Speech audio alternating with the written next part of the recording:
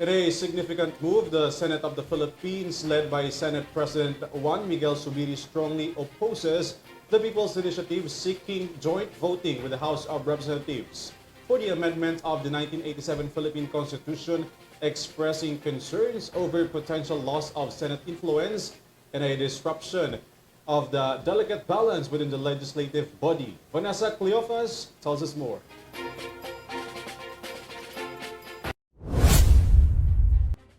The Senate of the Philippines has released a manifesto that disagrees with the so-called People's Initiative that aims to unify the vote of the Senate and the House of Representatives in the next move to amend the 1987 Constitution.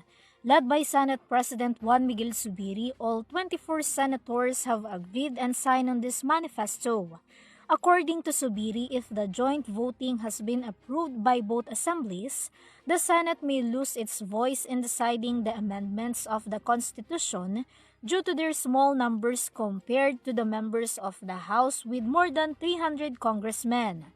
The senator also emphasized that if joint voting will allow the revision of the 1987 Philippine Constitution, it may destroy the delicate balance among the Senate members. Zubiri said that joint voting by the House is simply eliminating the Senate from the equation to revise the Constitution easily. This so-called People's Initiative proposes only one change. In acting as a constituent assembly, the Senate and the House shall vote jointly. While it seems simple, my dear friends, the goal is apparent: to make it easier to revise the Constitution by eliminating the Senate from the equation. It is an obvious prelude to further amendments, revisions, or even an overhaul of our entire Constitution. If this PI prospers, further changes to the Constitution can be done with or without the Senate's approval, or worse, even absent all the senators. Should Congress vote jointly in a constituent assembly, the Senate, with its 24 members, cannot cast any meaningful vote against 316 members of the House of Representatives. It should be voted separately. This is the statement that the Senate has made. We are proud of this statement. We stand by our institution, not for our own personal benefit or gain, but for the systems of checks and balances and democracy as a whole. We must stand fast these attacks on our democratic principles.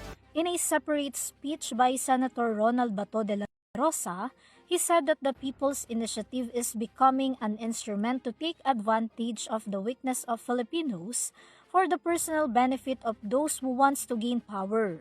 It is the sacred democratic right of our people to be used as their final weapons against political excesses, opportunism, inaction, oppression, and misgovernance. Ito po ang isa sa purposes ng People's Initiative as envisioned by the framers of the 1987 Constitution. Meanwhile, President Ferdinand Bongbong Marcos said that he left the leadership to the Senate in the matter when it comes to the charter change. The People's Initiative is gathering signatures from the rest of people to support the changes of process in amending the Constitution.